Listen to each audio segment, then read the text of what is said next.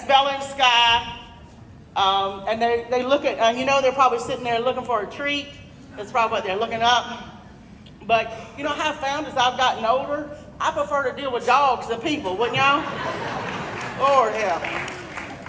Ooh, I sure must. I'd rather wrangle 100 dogs than like have to deal with one person calling me one more time about the same thing I've already talked to them about 100 times. But so Bella and Sky just wanted to say hello and ready for me to get started to talk with you today. So objectives, just a couple things. You guys are very familiar with some of these topics we'll cover today. Talk about our ALF top 10 deficiencies. I've seen a couple of new tags here and there, so I'm going to mention that. Provide a couple of agency updates and resources. We always like to talk about the good things that we do at the agency, so just want to share some of those with you. Emergency preparedness and response. Well, here we are during hurricane season. How many of you almost had a panic attack when they said there was Hurricane Beryl was out there? Oh my word, I thought, Lord, please don't let this thing come to us.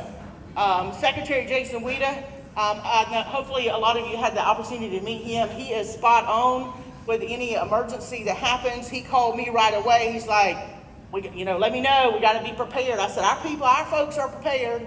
But I was watching that too. I'm glad I hate it hit Texas. I hate it for my buddies in Texas, but I'm glad it went over there and didn't hit us. But I'm going to mention a couple of things about emergency preparedness and response. And Gail's right. I was shocked myself. Any of you in Tallahassee? Our ALS in Tallahassee? Oh, some of our folks in the back? Good, yeah. So, weren't you that live in Leon County? Weren't you a little shocked that we get up on that May day and early May, and they were talking about tornadoes coming through Tallahassee?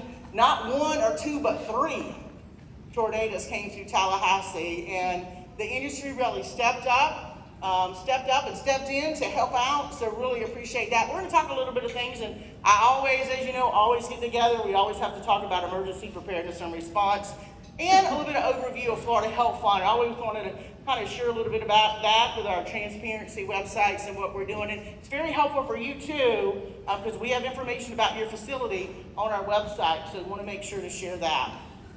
So let's talk about the top 10. I know everybody hates when we talk about, these are the things that we see when we're out there. But even though you may not have been cited for one of these deficiencies over time, it's important for you to take these, look at them from a quality assurance, quality improvement perspective, as you're either in your facility or even globally within your corporation, under all the facilities under your corporate umbrella, and look to make sure that you're putting systems in place to ensure you don't get cited for one of these regulatory requirements. So this is just a snapshot of 2023, and this is what we found during 2023. I like it when all y'all pull up your camera and take a picture of that. My staff like that too, because they do hard